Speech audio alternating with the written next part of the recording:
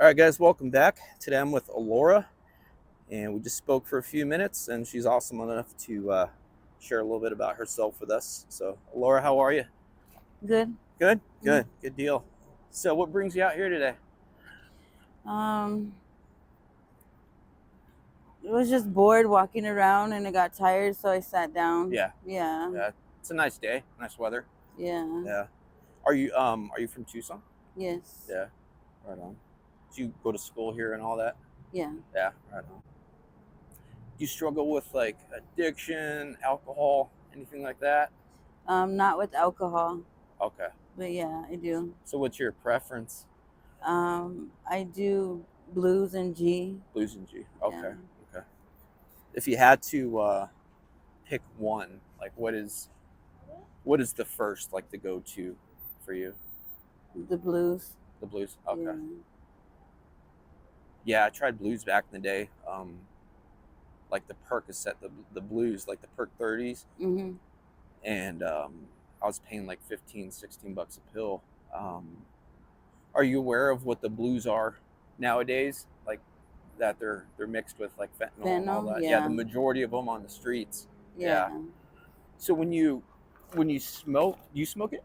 Mhm. Yeah. How does it make you feel? I guess I've never done them, and I'm just Um, curious as I guess how they feel. Honestly, it was like when I first started doing them, I felt like high, like really high. But now I think I do them so I won't get sick. Okay. That's mainly why I do them now. Yeah.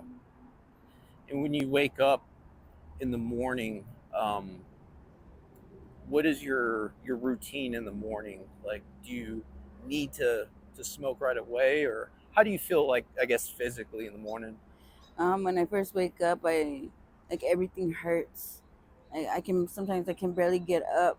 I need help getting up, and I have to I have to get my foil and hit a pill right as soon as I get up, just to feel better, Yeah. just to function. How would you describe the uncomfort before you smoke?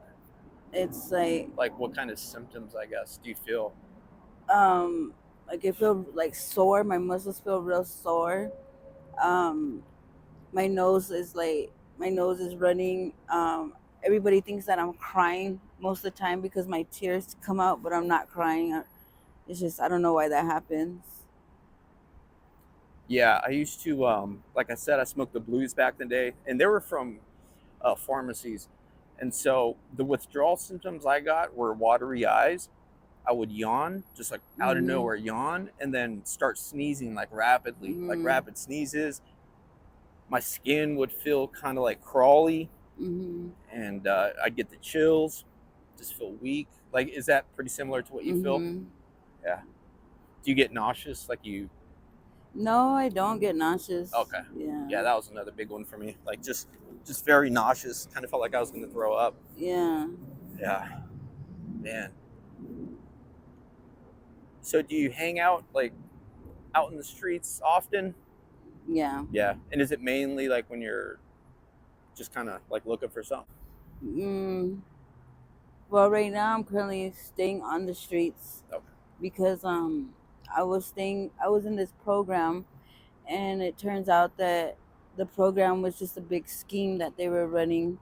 And when they found out about everything, they shut the program down and they kicked everybody out of where I was staying at. It was all really quick, and none of us had time to make plans to go somewhere else or anything. They just kicked us out. So since then, I've been just wandering here and there. Gotcha. Is it the native program? The Mm, native thing? Yeah, I heard something like that. I knew something like that was going on in Phoenix. mm, I didn't know much about it, but I heard something and remember seeing something on the news a while back. So was yeah, that here in Tucson? yeah. Wow. Wow.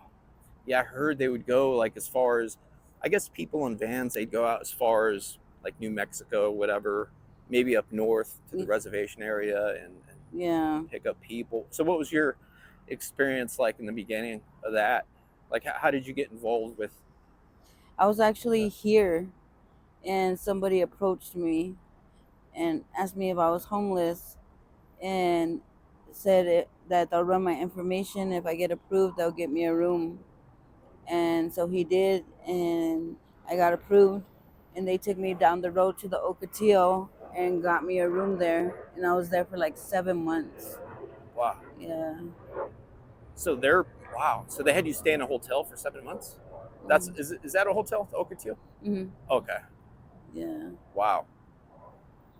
And then what was the day-to-day life like there? Like, did they have programs or anything like that? Honestly, like they were supposed to, like we were supposed to be going to classes, and getting sober was the goal, I guess. So they said.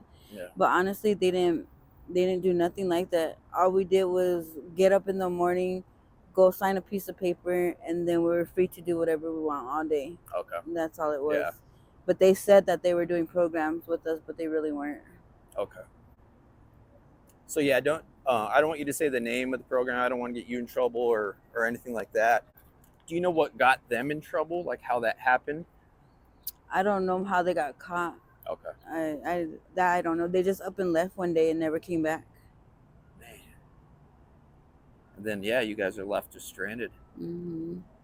Man. So do you ever see any of the people that you were at the hotel with? Mm-hmm. Like just around town? Yeah. A lot of them are probably like in the same position then, huh? Yeah. Wow. So from I guess the native community, like, do they offer like other resources for you guys? Like legit resources? They probably do. I'm not sure. Like Yeah. I haven't heard anything or haven't tried Okay. looking into it. Wow. Yeah. Yeah, that's really interesting. Real intriguing. Something like that would happen, especially in Arizona. Man. So I guess last few questions. How long you been on the blues? Like 5 years now. Okay. Yeah. Yeah. And then before that, I was on heroin for 5 years. Yeah. That was mine. That was my choice right there. The black tar, man. That destroyed me. Tried it randomly one day. Tried a Vicodin randomly. Mm-hmm. 5 milligram Vicodin, and my body loved it, agreed with it, and then fast forward some time when I was fucking throwing some black on foil and just smoking away. Yeah. I know how it is. So how was life like before the H? Honestly, I've been addicted to drugs for a really long time. So I really can't remember. Yeah. How it was to be, I guess, normal. Yeah. Yeah. Do you have like family support, anything like that? I do. My mom, she really wants me to get clean, and I know I will one day. Yeah. Because I don't want to be like this forever. Yeah. Yeah. I understand. And as far as my other family members, like I pretty much burned my bridges with a lot of them. So my mom is my only one that I have right now. Yeah. I understand. So say for example, today is the day that something in your head switches and you want to get clean, you want to go to detox. Do you know where you would go for that?